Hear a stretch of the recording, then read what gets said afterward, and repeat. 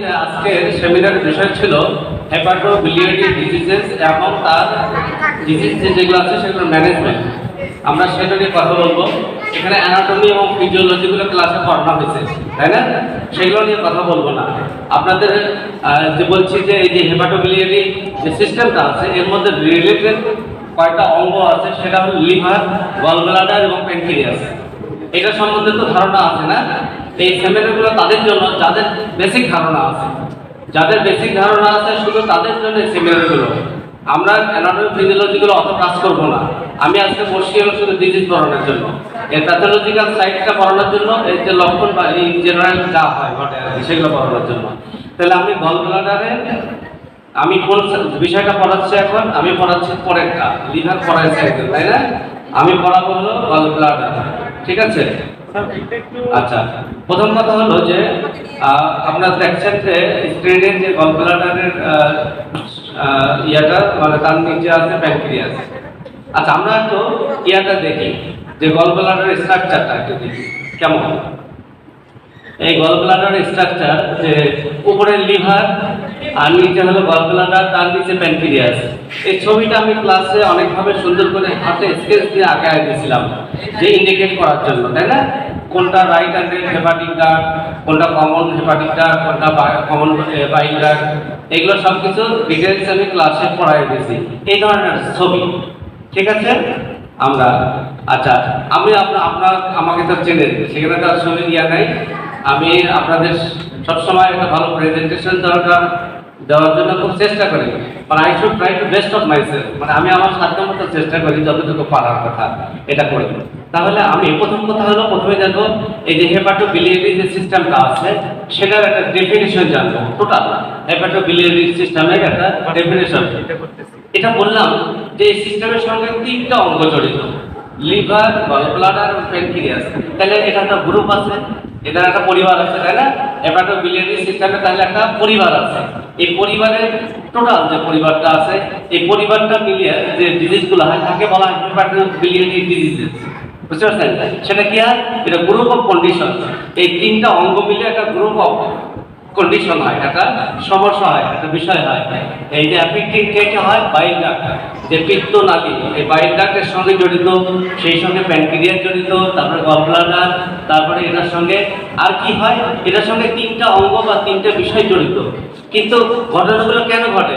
এটার সঙ্গে related cyst হতে পারে। গলব্লাডারের যে কমন বাইল ডাক্ট আছে তার পাশে একটা সিস্ট ফর্ম করলো, করে গলব্লাডারের ছিদ্রটাকে চাপ সৃষ্টি করে বাইল পিত্ত নিঃসরণটা বন্ধ করে দিল। তো এটা একটা কারণ হতে পারে, যে সিস্ট একটা কারণ যে এই হেপাটোবিলিয়ারি ডিজিজের জন্য। তারপরে ব্লকেজ হতে পারে, কমন বাইল ডাক্টের ব্লকেজ হতে পারে, এর জন্য পিত্ত নিঃসরণ বন্ধ হয়ে যেতে পারে। আরও হতে পারে অ্যাবনর্মাল গ্রোথ, যে সাইডে যে কোনো ধরনের অ্যাবনর্মাল গ্রোথ, অস্বাভাবিক বৃদ্ধি শরীরের ভিতরে, এই ধরনের বিষয়গুলো থাকতে পারে। এইগুলোই এফেক্ট করবে কিসের উপরে? যে আমাদের যে গলব্লাডারের নিঃসরণটা আছে বা এটার কারণে যে পিত্তগুলো যে ডিউডেনামে পৌঁছায় এটার এফেক্ট করবে, করার জন্য একটা ডিজিজ কন্ডিশনে চলে যাবে। এটা কিভাবে যায়? হঠাৎ করে একবারে যায় না, আস্তে আস্তে গ্রাজুয়ালি যায়। একটা মানুষ এই সমস্যা হলে পরে কিন্তু এই লিভার বা পিত্ত অথবা এই পিত্তনালী অথবা এই প্যানক্রিয়াসের যে সমস্যাগুলো আছে কোনো মানুষ প্রাথমিক অবস্থায় কোনোদিন ধরা পড়ে না। এটা কিন্তু খুব সিভিয়ার ডিজিজ, প্রাথমিক অবস্থা ধরা পড়ে না, কিন্তু ধীরে ধীরে আস্তে আস্তে একেবারে নিঃশেষ হয়ে যায়।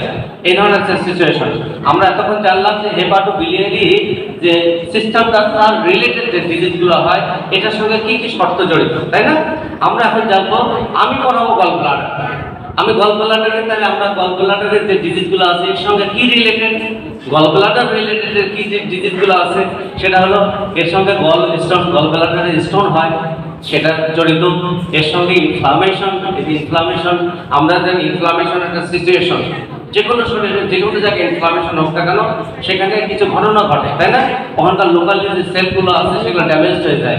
ইনফ্লামেশন হলে সেল ড্যামেজ হয়ে যায়, সেখানে সোয়েলিং হয়, টেন্ডারনেস হয়, পেইন হয়, রেডনেস হয়, তারপরে লস অফ ফাংশন হয়, সেন্সিটিভিটি হয়, তাই না? এটা হলো ইনফ্লামেশনের সাইন অ্যান্ড সিমটমস। তাহলে গলব্লাডারে যদি ইনফ্লামেশন হয় প্রথম অবস্থা বোঝা যাবে না যে কেন কিভাবে ইনফ্লামেশন হলো, কতগুলো লক্ষণে আছে, সেগুলো আমি ধারাবাহিকভাবে আমি ক্লিয়ার করতেছি। আপনারা অত্যন্ত মনোযোগ সহকারে আমার লেকচারটা শোনার চেষ্টা করেন, পড়াশোনা আর করার লাগবে না, আপনারা পরীক্ষা পাস করবেন আর ডাক্তার হয়ে যাবেন, দ্যাটস ওকে। তাহলে আর অ্যাবনর্মাল গ্রোথ, এটা তো বললাম যে গলব্লাডারের ক্ষেত্রে অ্যাবনর্মাল কিছু গ্রোথ হতে পারে আশপাশে, যে চট করে বিভিন্ন ধরনের গ্রোথ হতে পারে। সেগুলা আমাদের ইন্টারনাল যে ভিতরে গ্রোথগুলো হয়, বা টিউমার বলেন, সিস্ট বলেন, যে বা এগুলো খুব মারাত্মক। বাইরে যেগুলো হয়তো চোখে দেখা যায়, কিন্তু ইনভিজিবল আমার যার চোখে দেখা যায় না। এই ইনভিজিবল যে গ্রোথগুলো আছে শরীরের মধ্যে হয়, এগুলো মানুষকে প্রচন্ড পীড়া দেয়। এগুলোর জন্য ইনভেস্টিগেশন তো প্রপারলি না হয়, একটা ভুল চিকিৎসা হতে পারে। যার জন্য দেখা যায় একটা মানুষ এই ইন্টারনাল যে কোনো প্রবলেমের জন্য অনেক সাফার করে, এবং সেগুলো আমরা বুঝতে পারি না। বুঝতে পারছেন? এই যে অ্যাবনর্মাল গ্রোথ হয়। আরেকটা হলো যে গলব্লাডার জন্মগতভাবে কনজেনিটালি তারা একটা ডিফেক্ট নিয়ে জন্মগ্রহণ করতে পারে, যে পিতামাতার বা তার বংশধরের গলব্লাডারের কিছু ডিজিজ ছিল যেগুলো কনজেনিটাল ভাবে আসে, সেই ধরনের সমস্যার জন্য গলব্লাডারের কিছু ডিজিজ হতে পারে। ঠিক আছে, তাহলে আমরা সিমটমস, এই যে গলব্লাডার রিলেটেড যে সমস্ত লক্ষণগুলো আসে, এই যে গলব্লাডারে যখন পাথর হয়, পাথর হলে কোনো লক্ষণ পাওয়া যায় না। কেউ কিন্তু বলে না যে আমার এই যে সমস্যা, আপনি ধারণা করতে পারেন, সাসপেক্ট করতে পারেন যে গলব্লাডার পাথরের এই সমস্যাগুলো, তার যে লক্ষণ এবং তার যে সাইন সিমটমসগুলো আছে সেগুলো পাথর রিলেটেড হতে পারে। সেগুলো আপনার কি কি ধরনের সমস্যা? তো প্রথম কথা বললাম, গলব্লাডারে পাথর জন্মিলে 10 বছরেও মানুষের সমস্যা হয় না, কিন্তু এখন ডাক্তারের কাছে যাওয়ার পরে ডাক্তার চিন্তা করে যে এত সমস্যা, মানে এপিগ্যাস্ট্রিক পেইন, তারপরে যে ব্রেস্ট রিলেটেড পিছনে পোস্টেরিয়র এরিয়াতে পেইন হচ্ছে, পিছনের দিকে স্ক্যাপুলার টিপ অফ দ্য স্ক্যাপুলাতে পেইন হচ্ছে, মার্ফিস সাইন পজিটিভ হচ্ছে, তার মানে কি? তার নিশ্চয়ই গলব্লাডারে পাথর থাকতে পারে। তার জন্য কি আল্ট্রাসাউন্ড করবে, এক্স রে করবে, করার পরে আরো কনফার্ম হবে, তাই না? এই ধরনের ব্যাপারগুলো কনফার্ম হলে পরেও পরে হয় কনফার্ম, তার আগে গলব্লাডারের স্টোন কোনোভাবেই ধরা পড়ে না। বুঝতে পারছেন? তাহলে গলব্লাডারের stone maybe causes no sign or symptoms. বুঝছেন? গলস্টোন এটা হয় কি যে গলস্টোন হলে পরে যে সমস্যাটা মেইনলি হয় সেটা ব্লকেজ হয়ে যায়। গলব্লাডারের স্টোন যদি জায়গা মতো থাকে, পিত্তথলির ভিতরে থাকে, আপনার কোনো সমস্যা নেই। পিত্তথলির মধ্যে অনেকদিন থাকতে পারে, আপনি একটু রেস্ট নিয়ে অপারেশন করতে পারেন, কিন্তু পিত্তথলি থেকে যখন বের হয়ে যায়, কারণ পিত্ত না থলিটা কন্ট্রাকশন করে, পিত্ত বের করে দেওয়ার জন্য চাপ সৃষ্টি করে, চাপ দেওয়ার পরে পিত্ত বের হয়ে আসে। তো পিত্তথলি থেকে পিত্ত বের হয়ে আসার প্রথম যে মুখটা আছে সিস্টিক ডাক্ট, তাই না? প্রথম মুখটা, এই মুখটা যদি পিত্ত না আসে, পিত্তথলিতে পাথরটা আগে চলে আসে, তাহলে মুখটা বন্ধ হয়ে যায়। আর বন্ধ হয়ে গেলে একেবারে সিভিয়ার পেইন হয়, সিভিয়ার পেইন, এত সিভিয়ার পেইন হয় অনেকে গড়াগড়ি করে মাটিতে। বুঝতে পারছেন? তারপরে পাথরটা যদি এই দিকে সামনে পিছনে যে কোনো একদিকে যাওয়া লাগবে, আর পিছনে ব্যাক করতে হবে, ব্যাকটা করতে পারে না, পিছনে তো পিত্ত চাপ দিচ্ছে, সামনের দিকে যাবে, যাওয়ার পরে পিত্তনালীর সিস্টিক ডাক্ট থেকে আরো নিচের দিকে নেমে এলে কমন হেপাটিক ডাক্টে আসবে, তাই না? মনে আছে ছবিগুলো? কমন হেপাটিক ডাক্ট থেকে কমন বাইল ডাক্টে আসবে, কমন বাইল ডাক্টে এসে যদি আটকে যায়, একেবারে লিভার থেকে কিছু জিনিস আছে যে ওই দিক দিয়ে ইন্টেস্টাইনে যায়, সেটাও বন্ধ হয়ে যায়। এটা আরেক প্রবলেম, অবস্ট্রাকশন হয়ে যায়। এই অবস্ট্রাকশন হয়ে গেলে সিভিয়ারিটি অনেক বেশি বেড়ে যায়, দেখা যায় তার টয়লেটের সমস্যা হয়, তারপরে পিত্ত না থাকার জন্য পায়খানা প্রচন্ড দুর্গন্ধ হতে পারে, পায়খানার কালার চেঞ্জ হয়ে যাবে। বুঝতে পারছেন? হজম হবে না ঠিকভাবে, ফ্যাট হজম হবে না, এগুলো সমস্যা হবে। এবং এটা যদি সাস্টেইন করে, গ্রাজুয়ালি সাস্টেইন করে অনেকদিন থাকে, তাহলে আস্তে আস্তে দেখবে যে এটার জন্য তার অনেক সমস্যা হচ্ছে, ডাইজেস্টিভ ডিসঅর্ডার হয়ে যাচ্ছে, নানা রকমের প্রসঙ্গ আসে, তার আইবিএস হয়েছে, কনস্টিপেশন হয়েছে, গ্যাস্ট্রোইন্টেস্টাইনাল ডিসঅর্ডার হয়ে গেছে, নানা প্রসঙ্গ আসে। ঘটনাগুলো এখান থেকেই ঘটে। বুঝতে পারছেন? তাহলে আমরা এটা জানলাম যে ব্লকেজের কারণে যে ঘটনাগুলো হয়, এটা যে সমস্ত এই সাইন সিমটমগুলো কি বিষয়ের সঙ্গে জড়িত থাকতে পারে, সেটা হতে পারে সাডেন র্যাপিড তার পেইন হতে পারে, upper right portion of the your abdomen, আপনার অ্যাবডোমিনাল ক্যাভিটির upper right portion of the অ্যাবডোমেনে হতে পারে পেইন। এটা সাধারণত ওই যে মাঝখানে এপিগ্যাস্ট্রিক রিজিয়ন, তাই না? রাইট হাইপোকন্ড্রিয়াক, রাইট হাইপোকন্ড্রিয়াক রিজিয়নে ব্যথা হতে পারে। তারপরে সাডেন এবং র্যাপিডলি ব্যথাটা আসবে সেন্টার অফ ইয়োর অ্যাবডোমেন। হ্যাঁ, আমাদের ব্যথাগুলো শুরু হয় কোথায়? আমরা একটা কথা বলছিলাম যে ইয়ে পড়ানোর সময়, যে আপনাদের পেইন যেখানেই করুক না পেটের মধ্যে, পেইন যেখানেই করুক না কেন, আপনি ধারণা করবেন, রোগীর সঙ্গে কথা বলবেন, আপনি প্রফেশনালি ডায়াগনোসিস করবেন, তারপরে ইনভেস্টিগেশন করবেন, কনফার্ম ডায়াগনোসিস করবেন, করার পরে আপনি চিন্তা করবেন যে কোথায় হাত দেবেন। একটা রোগীকে বেডে শুয়ে দিয়েছেন, শুয়ে দেওয়ার পরে সিস্টেমিক এক্সামিনেশন করতেছেন, তাই না? এক্সামিনেশন করতে যে আপনি কোথায় হাত দেবেন, যেখানে ব্যথা, তখন তার অ্যাপেন্ডিক্সের প্রদাহ, অ্যাপেন্ডিসাইটিস, তার ওখান থেকে ব্যথাটা স্প্রেড হয়ে গেছে, পেটের সব জায়গায় ব্যথা। আপনি যদি তার লক্ষণ সাদৃশ্য মনে করেন যে তার গল ব্লাডারে ব্যথা হতে পারে, অথবা তার অ্যাপেন্ডিক্সের ব্যথা, অথবা ভিসেরাল পেইন বা স্টোমাকে কোনো গ্যাস্ট্রিক পেইন, এটা হতে পারে। তা আপনি যদি সাসপেক্ট করেন যে এটা হতে পারে, যে এরিয়াতে সাসপেক্ট করলেন, ধারণা করলেন যে এরিয়ার কারণে ব্যথা, ওইখানে আগে হাত দেবেন না। ওইখানে হাত দিচ্ছেন তো শেষ একেবারে, মৌচাকে ঢেল মারা আর ওইখানে হাত দেওয়া একই কথা। ব্যথা ছড়ায় যাবে, পুরো পেট চলে যাবে, আপনি আর ডিসিশন নিতে পারবেন না কোথায় ব্যথা। আপনি সাসপেক্ট করলে তার অ্যাপেন্ডিসাইটিস, অ্যাপেন্ডিক্স রিজিয়নে ব্যথা, তাহলে আপনি হাত দেবেন অন্য জায়গায়।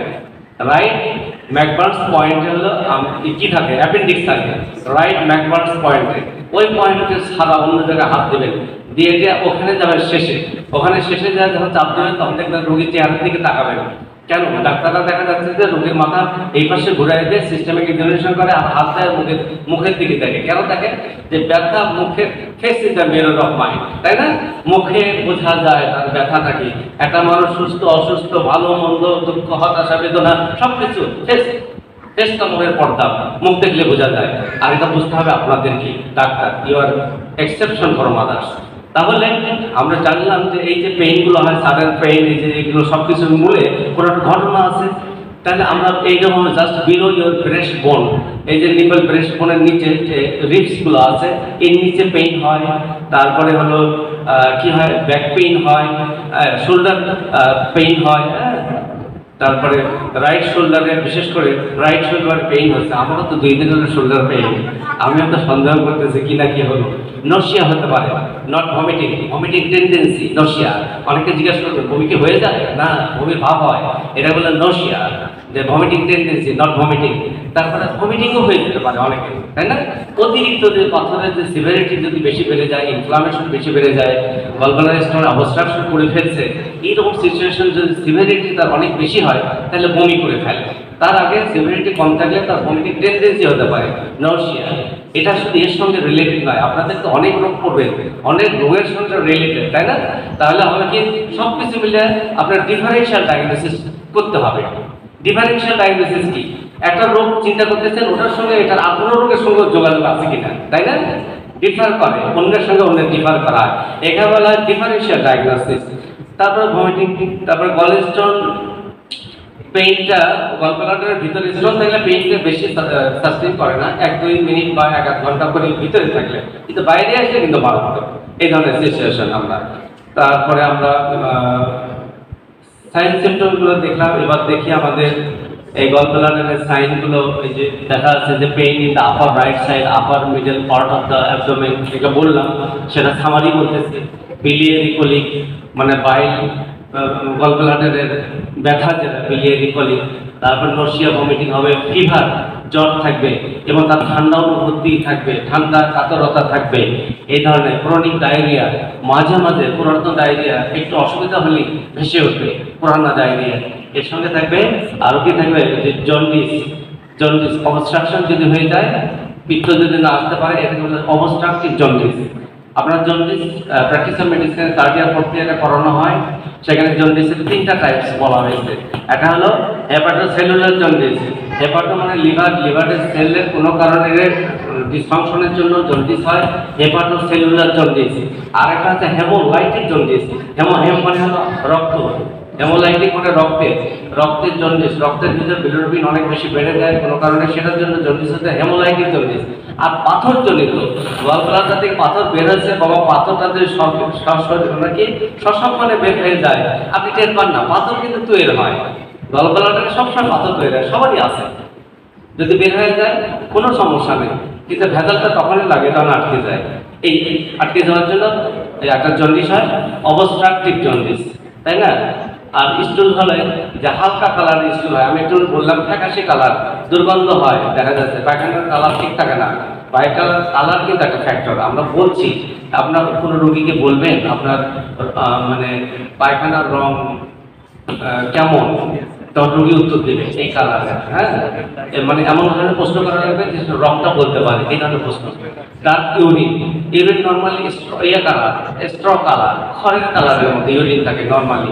এটা যে অনেক বেশি আরো ডিপ হয়ে যায়, ডার্ক হয়ে যায়, তাহলে বোঝা যাবে তার পিত্ত নিঃসরণ ক্লিয়ার হচ্ছে না, এই ধরনের সমস্যাগুলো হতে পারে। তারপরে আমরা আসি যে তার এই যে গলব্লাডারের যে অ্যাটাকগুলো হয়, এই যে চট করে যে অ্যাটাকটা করে, যে অ্যাটাকটা চট করে হলো, চট করে নয়, এই অ্যাটাকটার সঙ্গে ইতিহাস জড়িত আছে। একটা ঘটনা একদিনে ঘটে না, ঘটনার পিছনে ঘটনা থাকে। একজন মানুষ খুন হয়ে গেল, তার পিছনে জীবন রহস্য আছে অনেক, তাই না? একটা বাড়ি চুরি করতেও চোরও কিন্তু কয়েকদিন চিন্তা করে, মুরগি ধরতেও শিয়ালও কিন্তু চিন্তা করে। আবার শিয়াল কিন্তু এটাও করে যে খোয়ার খোলা থাকলে ওইখানে যায় না, যে কি রে এত সুবিধা কেন, নিশ্চয় কোনো ঘটনা আছে। খোয়ার খোলা, মুরগির খোলাবেলা শিয়াল চুরি করে না, বুঝতে পারছেন?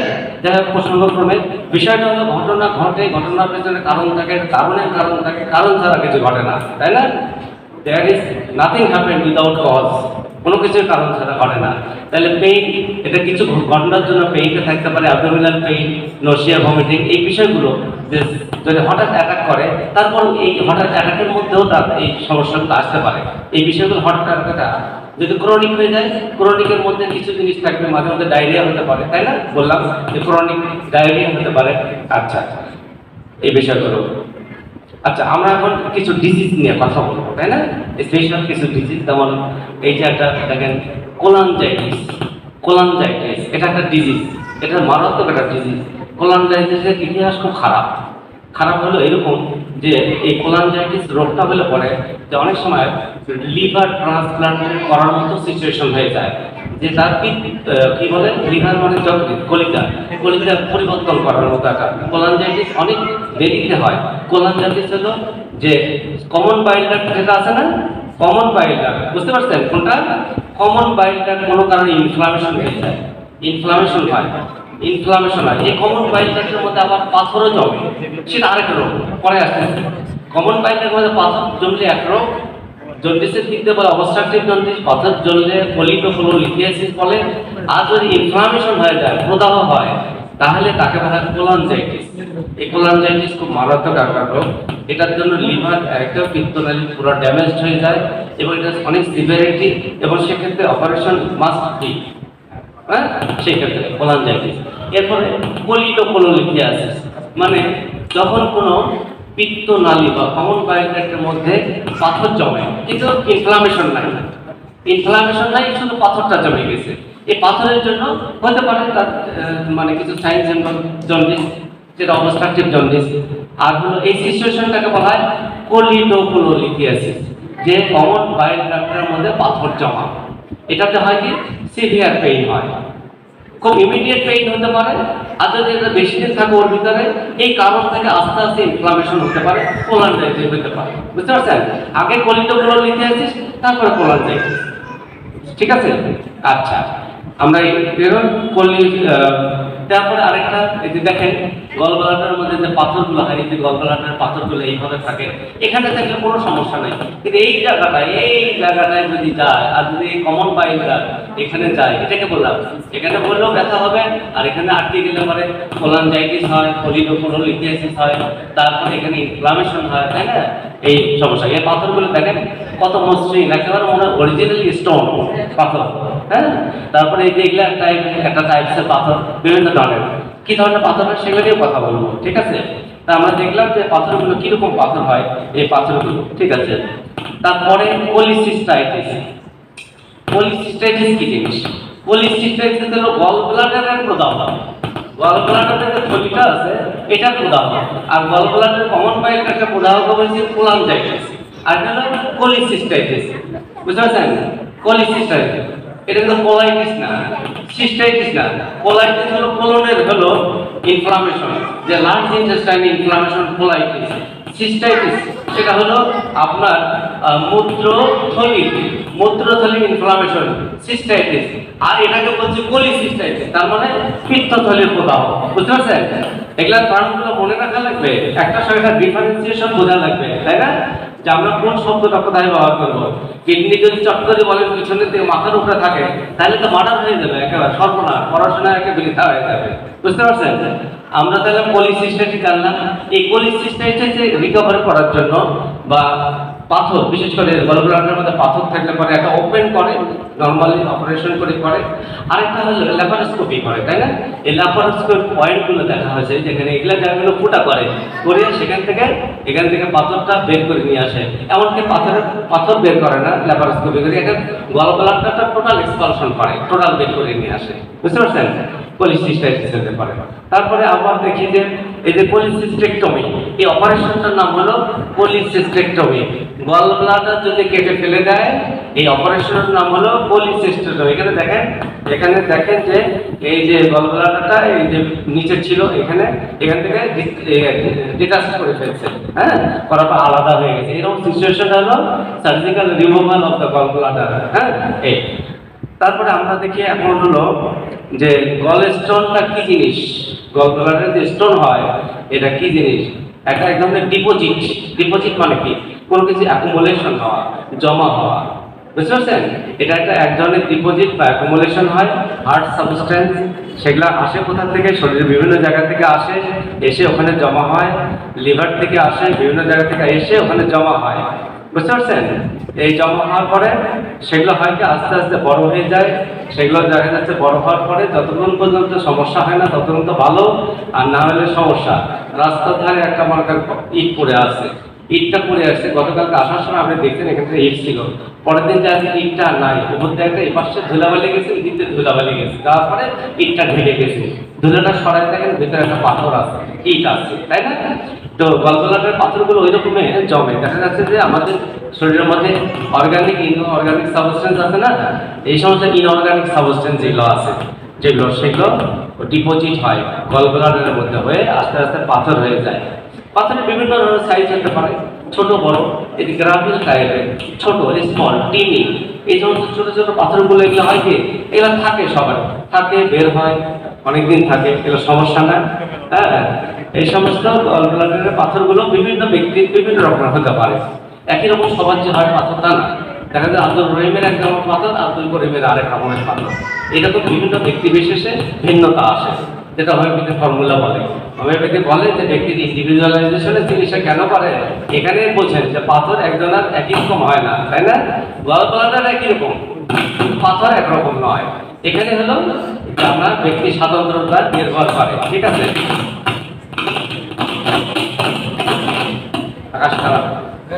আকাশ খারাপ, বৃষ্টি আসতে পারে। আচ্ছা, গলব্লাডার স্টোন হওয়ার যে কারণগুলো আছে, যে কারণগুলো হয়,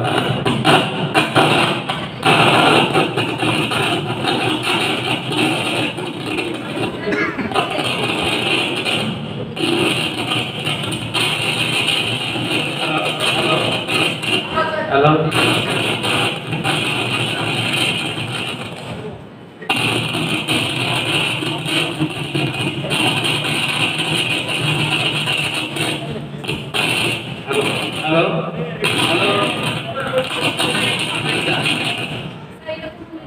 গলব্লাডারের স্টোন কমবে, পাওয়ার বেশি হয়ে গেছে। গলব্লাডারের স্টোন হওয়ার যে কারণগুলো সাধারণত আমরা শরীরে অনেক ঘটনা ঘটে, অনেক কিছু কারণ আমরা জানি, এটা বলে আননোন কজ। বুঝতে পারছেন? এই গলব্লাডারের পাথর হওয়ার প্রথমত হলো আননোন কজ কি জন্য ঘটে, তারপরে সাসপেক্ট করা হয়, ধারণা করা হয় যে এই সমস্ত কারণে বাইল কন্টেন্ট সো মাচ কোলেস্টেরল, পিত্তের মধ্যে যদি কোলেস্টেরল লেভেলটা, কোলেস্টেরল অনেক বেশি বেড়ে যায় তাহলে একটা পাথর হয়। সে পাথরটার নামে হলো কোলেস্টেরল পাথর। বুঝতে পারছেন? তারপরে হতে পারে আরো যে বিলিরুবিন যদি বেড়ে যায় সেগুলোতে পাথর সৃষ্টি করতে পারে। আর যদি গলব্লাডার আপনি যদি খালি না হয়, গলব্লাডারের পিত্তথলিতে পিত্ত জমছে কিন্তু পিত্ত আপনার পুরোপুরি বের হয় না, মানে গলব্লাডারটা এমটি হয় না। এমটি মানে খালি, গলব্লাডার খালি হয় না, গলব্লাডারের মধ্যে কিছু পরিমাণ পিত্ত থেকেই যায়, পুরোপুরি নিঃসরণ হয় না। এই যে থেকে যাওয়া, গ্রাজুয়ালি থেকে যেতে যেতে আস্তে আস্তে ওটার কনসেন্ট্রেশনটা কনসেন্ট্রেটেড হয়ে যায়, তখন জমাট বেঁধে যায়, তখন পাথর হয়। এই ক্ষেত্রেও পাথর হয়। ঠিক আছে? আচ্ছা, গল ব্লাডারের টাইপস গুলো বললাম যে কারণ থেকে কি কারণে হয় বা কি কি উপাদান দিয়ে তৈরি হয়, সেরকম যে আমি একটু বললাম যে এই যে কোলেস্ট্রল, কোলেস্ট্রল আর একটা পিগমেন্ট কোলেস্ট্রল। পিগমেন্ট কোলেস্ট্রল বিভিন্ন কারণে কোলেস্ট্রল হয়, এগুলো কারণগুলো আছে, বিভিন্ন ধরনের উপাদান থাকে এগুলো হয় কোলেস্ট্রল গুলো। যে সমস্ত উপাদানগুলো পিত্তথলির মধ্যে যে উপাদানগুলো আছে লিভার থেকে এটা আসার পর এগুলো যদি ডিজলভ না হয়, ভালোভাবে যদি দ্রবণীয় না হয়, এই অদ্রবণীয় উপাদানগুলো দেখা যাচ্ছে যে যেমন ধরেন একটা শরবত করতে গেলে অসম্পৃক্ত যে দ্রবণটা আছে চিনি জমে না, তাই না? মাঝে মাঝে প্রেশার দিয়ে জমাতে হয়, জাল দিতে হয়। দেখেন এখানে তো আর সেই সুযোগ নাই, তাই না? এখানে ওই যে ডিপোজিট যেটা থাকে, যেটা অসম্পৃক্ত ডিপোজিট, সেটা জমে জমে পাথর হতে পারে এখান থেকে, বুঝতে পারছেন? আচ্ছা, তারপরে আমরা এই রিলেটেড যে ডায়াগনোসিস গুলো করে, যে রোগটা ডায়াগনোসিস করে অথবা এটার জন্য যে পরীক্ষা নিরীক্ষা করে, সেটা বলা হয় ইআরসিপি। ইআরসিপি এন্ডোস্কোপিক আর্থে রেট্রোগ্রেড কোলাঞ্জিও প্যানক্রিয়াটোগ্রাফি। এটাও হলো স্পেশাল এটার জন্য, ডায়াগনোসিস গুলোর জন্য এই একটা রোগ মানে ডায়াগনোসিস করে। এই ডায়াগনোসিস করে কিসে করে, এটা কি কি ধরনের প্রবলেমগুলো হয় liver, gall bladder, bile duct এবং প্যানক্রিয়াসের, এই চারটা অঙ্গ প্রত্যঙ্গের টেস্ট যে করে একটা খুব মানসম্মত, সেটা হলো ইআরসিপি। ঠিক আছে? আচ্ছা, আমরা দেখলাম যে এই যে দেখেন এটা হলো পাকস্থলী ভিতর দিয়ে নাক দিয়ে ঢোকায় দিয়ে মুখ দিয়ে ঢোকায় দিয়ে একটা ইন্ডোস্কোপি করছে। কোন জায়গাটা আসছে? এটা গল ব্লাডার, বাইল ডাক্টের শেষ প্রান্ত, second part of the duodenum. এখানে বলে অ্যাম্পুলা। হ্যাঁ, এই অ্যাম্পুলাতে যেখানে প্যানক্রিয়াটিক ডাক্ট, তারপরে হলো কমন বাইল ডাক্ট এবং যেখানে ওপেন হয়েছে second part of the duodenum, এখানে এই ইন্ডোস্কোপের মাথাটা ছবি তোলার জন্য। আর এটা ছবি যে আপনার হাতে গল ব্লাডার আঁকতে পারেন পরীক্ষা পাশের জন্য। আচ্ছা, ঠিক আছে, আমরা পরবর্তীতে এই যে ডায়াগনোসিস গুলা কিভাবে করে, কি কি মানে আমরা যে ইনভেস্টিগেশন গুলো করে এটার জন্য যে প্রসিডিউর গুলো আছে, কি কি ধরনের ইনভেস্টিগেশন করে, যে সাধারণত অ্যাবডোমিনাল আল্ট্রাসাউন্ড করে, আল্ট্রাসাউন্ড করার মাধ্যমে করে, তারপর ইন্ডোস্কোপিক আল্ট্রাসাউন্ড করে। এই আল্ট্রাসাউন্ড সম্বন্ধে তোমাদের রোহন স্যার অনেক ভালো বলবেন, তার এই ব্যাপারে ডিগ্রি নেওয়া আছে। হ্যাঁ, আমি একটু কম বুঝি। তারপরে আদার ইমেজিং টেস্ট, অন্যান্য এক্সরে থাকতে পারে, অন্যান্য, তাই না? সিটি স্ক্যান হতে পারে, এমআরআই হতে পারে, বিভিন্ন ধরনের খুব মানসম্মত ব্লাডের কিছু টেস্ট আছে। যদি ইনফ্লামেশন হয় তাহলে ব্লাডের কিছু কমন কিছু সিবিসি টেস্ট করতে দেওয়া হয়, যাতে করে ইনফ্লামেশনটা বোঝা যায়। তারপরে এন্ডোস্কোপি রেট্রোগ্রেড, এটা সম্বন্ধে আপনি একটু বলবেন। হ্যাঁ, আমি এটা সম্বন্ধে জানি না। আর কোলাঞ্জিওগ্রাফি, ক্রিয়েটোগ্রাফি, প্যানক্রিয়াটোগ্রাফি, মানে এটাও একটা টেস্ট। হ্যাঁ, এটা একটা টেস্ট মানে। আচ্ছা, আমরা এখন জানি যে এই গল ব্লাডার ডিজিজ হলে কি কি রিস্ক হয়, কি রিস্ক ঘটে। এই যে রিস্কগুলো মানে কোন কোন ক্ষেত্রে আপনার শারীরিক যে ফিজিক্যাল স্ট্রাকচার, আপনার মানসিক সিচুয়েশন, খাওয়া দাওয়া, লাইফস্টাইল, কোনগুলো করলে পরে আপনার গল ব্লাডারের এই সমস্ত ডিজিজ হওয়ার একটা সম্ভাবনা থাকে। কি কি? কারো যদি ওবেসিটি হয়, ওজন বেড়ে যায়, তার যদি ওভারওয়েট হয়, হাইট হিসাবে, বাচ্চাদের ওজন হয় হলো বয়স হিসাবে, আর বড়দের হাইট হিসাবে। আপনার হাইটের বাইরে, হাইট হিসাবে যে ওজন হওয়া দরকার তার বাইরে যদি ওজন হয়, তাহলে গল ব্লাডারের ডিজিজ হওয়ার, পাথর হওয়ার সম্ভাবনা বেশি থাকে। ফুড সেন্সিটিভিটি, কিছু খাবার আছে যে খাবারগুলো এই সমস্ত সমস্যাগুলো সৃষ্টি করতে পারে। তারপরে এই যে হলো বিগিন এ উমেন, মেয়েদের ক্ষেত্রে এই পাথর হওয়ার শুরু হওয়ার সম্ভাবনা বেশি। জেনেটিক্যালি হতে পারে।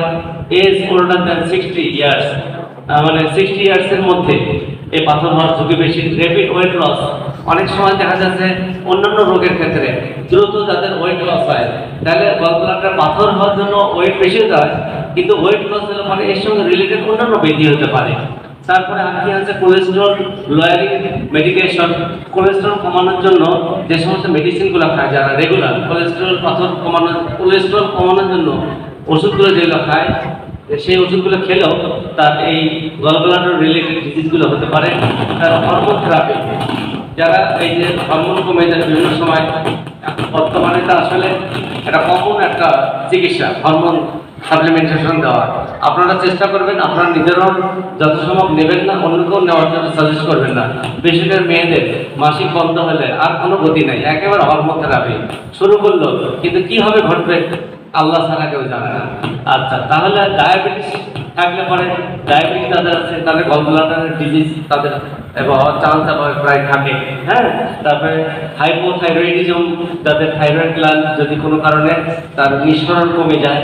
তারপর লো স্টোমাক অ্যাসিড, স্টোমাকের অ্যাসিডিটি অনেক, হাইপো অ্যাসিডিটি মানে অ্যাসিডিটি যদি খুব কমে যায়, নর্মালি অ্যাসিড দরকার কিন্তু যদি একেবারে কমে যায় তখনও সমস্যা।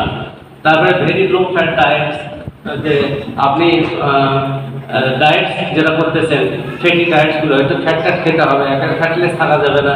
হাই অ্যালকোহলিক ইনটেক, যারা অনেক বেশি মদ্যপান করে বা এই ধরনের মানে উপাদানগুলো যারা খায় তাদের জন্য আমরা কি ম্যানেজমেন্ট দিই? একটা এই যে গল ব্লাডারের ডিজিজের পেশেন্ট হোক বা যে কোনো পেশেন্ট হোক, আমরা তাকে আগে দেখি, আসার দিকে ওষুধ দেই নাকি কথা শুনি?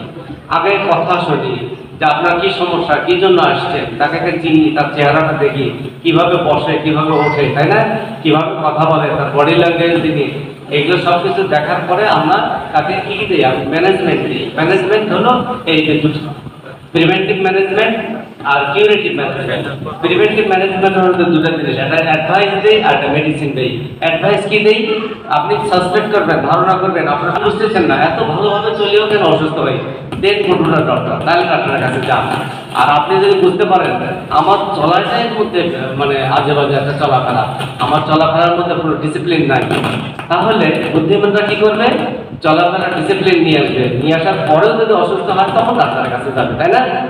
আপনাদের জন্য স্পেশাল পরামর্শ হলো, আপনারা doctor, you are going to be a doctor, আপনারা ডিসিপ্লিন মেইনটেইন করবেন, ভালো থাকবেন, সেটা হলো ব্যাপার, তাই না? আচ্ছা, তাহলে অ্যাডভাইস কি জিনিস? অ্যাডভাইস হলো ওই বিষয়, যে বিষয়গুলো এলোমেলো করে তার তথ্য, জীবনযাত্রা, চলাফেরা, শোয়া বসা, পোশাক পরিচ্ছদ সব মিলিয়ে আপনার সুন্দর একটা অ্যাডভাইস দেবেন। কারণ আজকাল অ্যাডভাইস ছাড়া কোনো রোগী স্যাটিসফাইড হয় না। আগে বলতেন ওষুধ দিলাম, যান খান, ওষুধ খান। এখন ওষুধ খাওয়ার পাশাপাশি বলে কি, ডাক্তার সাহেব আমার টেস্ট করেন, আমার কি হয়েছে, আমার কি সমস্যা হয়েছে, আমার রোগের নাম কি?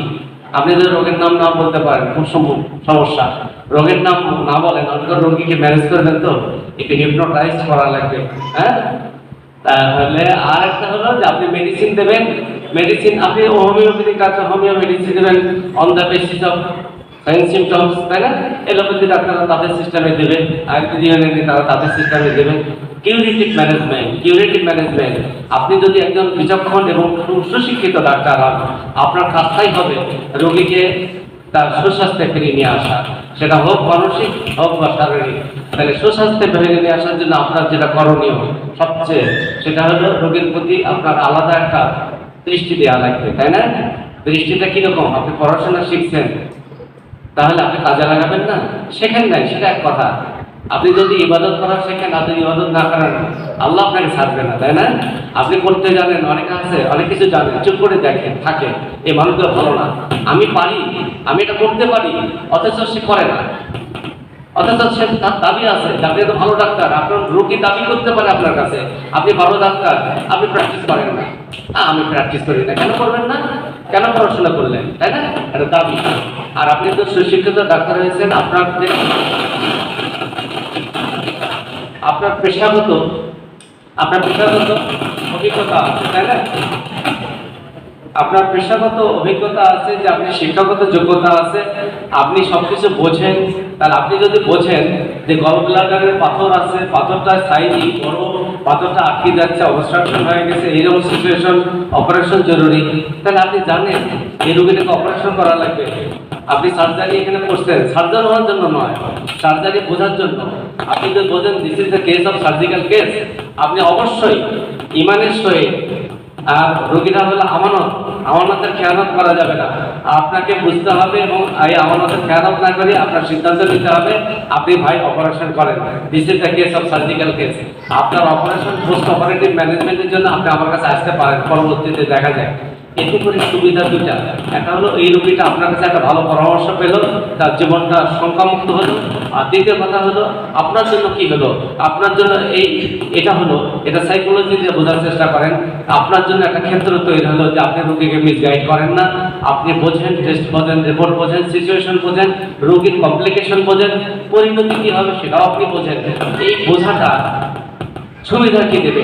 ওই রোগী ওই রোগের জন্য পাঠালেন, কিন্তু ওই রোগী অন্য রোগের জন্য আবার আপনার কাছে আসবে, সে তো আসবেই আরো রোগী নিয়ে আসবে, তো উনি একজন ভালো ডাক্তার, ঠিক আছে না? ওকে। আচ্ছা, আমরা এটা বুঝলাম যে ম্যানেজমেন্টটা আমরা কিভাবে দেবো। আচ্ছা, পরে আসি আমরা যে ট্রিটমেন্টটা, তাই না? আমরা ট্রিটমেন্ট দেবো, দেখা যাচ্ছে যে এই যে বললাম যে ট্রিটমেন্টের পার্ট, এটা কিউরেটিভ ট্রিটমেন্ট। এটা ম্যাক্সিমাম ক্ষেত্রে অনেক সময় গল ব্লাডারের ট্রিটমেন্টগুলো সার্জিক্যাল ট্রিটমেন্ট। গল ব্লাডারের কিন্তু আমরা অনেক সময় অনেক ওষুধ বেড়ে হয়েছে, অব্যর্থ ওষুধ একেবারে। গল ব্লাডারের পাথরের জন্য কোলেস্ট্রিনাম ফিরেক্স, আবার কি সব ওষুধ আছে, একেবারে অব্যর্থ ওষুধ। আপনি দিলে চূড়ান্ত ব্যর্থ হয়ে গেলেন, কিছু করার নাই।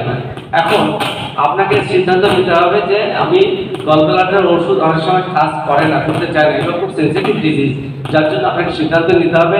এর জন্য সাধারণত সার্জিক্যাল যে ব্যাপারগুলো থাকে সেগুলো সার্জারি করে, গল ব্লাডার রিমুভ করে ফেলে, টোটালি গল ব্লাডার রিমুভ করে, যেটা বলা হয় কোলিসিস্টেক্টমি। আর হলো ওই যে গল ব্লাডারের পাথরগুলো ডিজলভ করার জন্য সেটাকে গলায় ফেলানোর জন্য কিছু ওষুধপত্র আছে, হোমিওপ্যাথি ওষুধেও বলে, আমরা দিই, তারপর অনেক ডাক্তাররাও দেয় কিছু ওষুধ আছে অ্যালোপ্যাথিতে, কিন্তু এগুলো সাস্টেইনেবল না, এগুলো নিশ্চয়তা নাই। তারপরে আর শেষে কি করে যে তাকে অপারেশন করে, সিস্টেম হলে ল্যাপারোস্কোপি করে, যাকে কোলিসিস্টেক্টমি ল্যাপারোস্কোপির মাধ্যমে এইভাবে করতে পারে। এটার জন্য কি লাগে? একটা ছোট্ট ভিডিও ক্যামেরা লাগে, ল্যাপারোস্কোপি করতে টিনি বলে, সুন্দর। আপনারা অনেক সময় যাদের করছে তাদের ভিডিও সিডি দিয়ে দেয়, আপনার বাসায় নিয়ে এসে দেখবেন, অনলাইনে দেখবেন যে সুন্দর করে দেখা যায়। আচ্ছা, ঠিক আছে।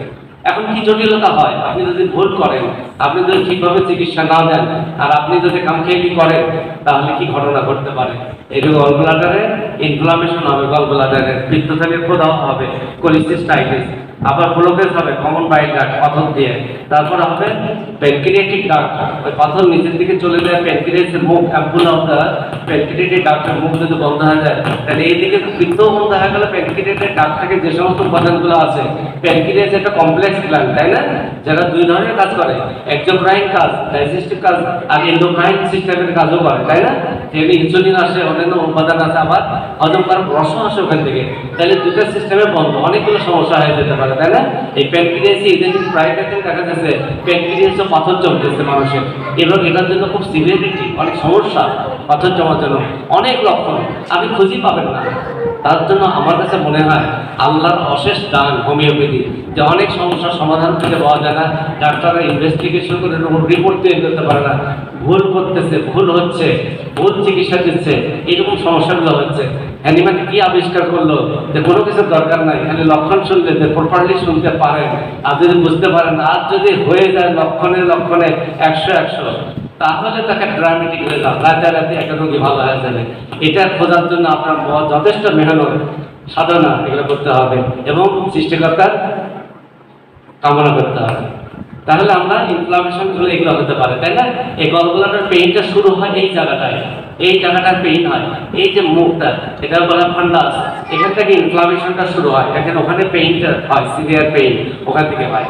তারপরে আমরা আসি যে এই যে গল ব্লাডার ডিজিজের আমরা কিভাবে প্রিভেন্ট করতে পারি, কন্ট্রোল করতে পারি, যার হয়নি তাদের জন্য, তাই না? আপনি অ্যাডভাইস করবেন অন্যদেরকে, সেটা হলো তোমার কন্ট্রোল করতে হবে, ওয়েট কন্ট্রোল করতে হবে, স্বাভাবিক ওয়েট রাখতে হবে, তারপরে ইমপ্রুভ ইউর ডায়েট, যা খাওয়া উচিত, যে ধরনের খাওয়া উচিত সেই ডায়েট সম্বন্ধে আপনাদেরকে ধারণা রাখতে হবে।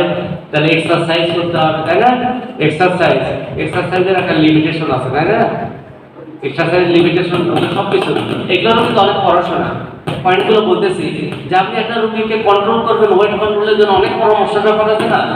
তার সিচুয়েশন ডিপেন্ডেন্ট পরামর্শ দেবেন, পরিস্থিতি বুঝে। তারপরে তার ডায়েট, আপনি দেখা যাচ্ছে যে ডাক্তার ভিজিট দিতে পারেন, ওষুধ কিনে খেতে পারেন, বললে প্রত্যেকদিন একটা করে ডিম খাবেন, আপেল খাবেন, কমলা খাবেন, আর ডালিম খাবেন, এ হবে? রোগী আর আপনার কাছে আসবে না, সর্বনাশ ডাক্তার সাহেব আমাকে 12টা বাজায় দিয়েছে, আমার নাই হলো ভাত খাওয়ার টাকা, আমি কি বলে? তার মানে আল্লাহ দুই ধরনের ইয়ে দিয়েছে। আপনি দেখা যাচ্ছে কি আয়রন খাওয়াবেন, আপেল খাওয়াবেন, পেয়ারা খাবেন, ডালিম খাওয়াবেন, খেজুর খাওয়াবেন, দরকার কি ভাই? কচুর শাক খেলে মনে হচ্ছে বেশ আয়রন পাওয়া যায়, এগুলো তো স্বাস্থ্য করতে হবে না আপনাকে, এগুলোর মধ্যে অল্পর মধ্যে। আবার কি এইভাবে বলবেন না, আরে টাকা পয়সা নেই আপনার, কিসের আবার আপনি তো ওগুলো খাইতে পারবেন না, আপেল তো কেনার টাকা নেই আপনার, কচু খান, কচুর মধ্যে অনেক কিছু আছে, হবে? বলারও ধরন আছে, তাই না? এগুলো অনেকগুলো ব্যাপার আছে ডাক্তার, বুঝতে পারছেন? বিচক্ষণতা বাড়াতে হবে। তাহলে এই যে পানি খেতে হবে, প্লেন্টি ওয়াটার, অনেক পানি খেতে হবে। অনেক বলতে কি 10 লিটার, 5 লিটার, 1 লিটার, 2 লিটার, তা নয়। সেটা হলো কতটুকু তার হলো এক্সক্রিশন হচ্ছে, প্রস্রাব কতটুকু হচ্ছে। প্রচন্ড ঘেমে গেছে, প্রস্রাব কমে গেছে, ঘাম গা দিয়ে ঘাম বের হয়ে যায়, 1-1.5 লিটার পানি বের হয়ে যেতে পারে, প্রচুর ঘাম। ঘামের মধ্যে অনেক কিছু বের হয়ে যেতে পারে, মাথা খারাপ হয়ে গেছে, কথা বলে চেঁচিয়ে উঠতেছে, এর থেকে চাতে শরীর থেকে অনেক কিছু বের হয়ে গেছে। আর পানি কতটুকু খাবে, পানির একটা লিমিটেশন আছে, সেটা আপনাকে বুঝে শুনে খাবে। Avoid cholesterol lowering drugs and hormone therapy. যে কোলেস্ট্রল খাওয়ানোর জন্য কেমনি আপনি কমাবেন? আপনি কি ঘরে ঘরে পরিবার লাগবেন, ভাই আপনি কি খান? আপনি কি থাইরয়েড খান? আপনি কি হাইপারথাইরয়েডিজম বা হাইপোথাইরয়েডিজম?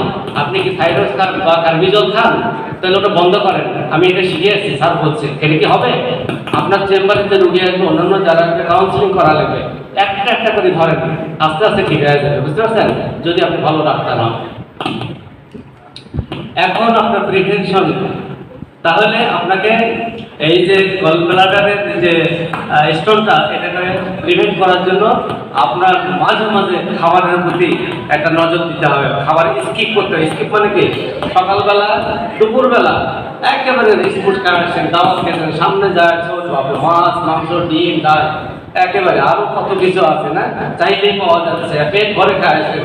একেবারে ভাবলেন যে ওই 6 মাস হলো খাই না মাংস, দেন খাই খাই খাইতে খেতে ওভারলোড হয়ে গেছে একেবারে। যারা খোঁজ নিয়ে থাকেন 7 দিন হলে বিছানায় পড়ে যাচ্ছে, উঠতে পারে না। আরেকজন অল্প খাবার, 2 পিস মাংস একটু একটু করে খেয়ে দেখা যাচ্ছে একটু খাওয়া দাওয়া করে গেছে। সকালবেলা দিব্যি অফিস করতেছে, কলেজ করতেছে, ক্লাস করতেছে, সবকিছু ঠিক আছে তার, বুঝতে পারছেন? তাহলে স্কিপ করতে হবে, স্কিপ। দুপুরবেলা আপনি অনেক বেশি রিচ ফুড খেয়ে ফেলছেন, রাতের বেলা খায় না, দরকার 1 গ্লাস পানি খান, পানি খেয়ে শুয়ে যান, দেখবেন যে সকালবেলা ভালো থাকবেন। আপনার ক্যালোরি দরকার, আমি যে কাজটা করি বসে থাকি, আমার ক্যালোরি দরকার 1500 ক্যালোরি, কিন্তু বই পুস্তকে লেখা আছে একটা অ্যাডাল্ট পার্সনের ক্যালোরি দরকার 3300 ক্যালোরি। দরকার নাই, ওটা ভুলে যান। এখন হলো মাথা খাটে কাজ করা, বসে বসে কাজ করা, বসে থাকেন, আপনার 1500 ক্যালোরি হলে যথেষ্ট। যারা মাটি কাটে, রাস্তায় কাজ করে, বেশি এক্সারসাইজ কাজ করে, যেগুলো যারা বডি ফিজিক্যাল ওয়ার্ক বেশি করে, তাদের জন্য সর্বোচ্চ 22 থেকে 24-2500 ক্যালোরি এনাফ। কিন্তু দুর্ভাগ্য আমাদের, তাদের কোনো খাবার নাই, বুঝতে পারছেন? আর আমরা বসে বসে অনেক খাবার খাই, কি দরকার? সেজন্য খাবার স্কিপ করবেন, বাদ দিবেন মাঝে মাঝে। তারপরে ওয়েট লস করাতে হবে আপনাকে স্লোলি, একবারে। অনেকে বলেন না আমার ওজন বেশি হয়েছে, একেবারে জিম করা শুরু করে দেয়, কিন্তু গ্রাজুয়ালি করতে হবে, একবারে করবেন না। হ্যাঁ, আপনার ওজন কমানোটা মোর হাই ফাইবার ফুড, ফাইবারযুক্ত খাবার, সেটা খাবেন, পায়খানা ক্লিয়ার থাকবে, আপনি সুস্থ থাকবেন। মেইনটেন হেলথ ওয়েট, মেইনটেন কি হলো, মেইনটেন হেলথি ওয়েট, যে ভালো স্বাস্থ্য রাখার জন্য চেষ্টা করবেন। এই হলো আমার প্রেজেন্টেশন, বুঝতে পারছেন? শেষ হয়ে গেল, হঠাৎ থ্যাংক ইউ চলে আসছে, কথা শেষ, বুঝতে পারছেন? আপনার থেকে আমার জন্য শুভকামনা, আমি বিদায় নিচ্ছি। আপনারা ভালো থাকবেন এবং আপনারা এই সেমিনারের ইম্পর্টেন্সগুলো যদি আপনারা নিজে ফিল করেন, তাহলে সেমিনারের জন্য আমাদেরকে বলবেন, আমরা করবো ইনশাআল্লাহ। তো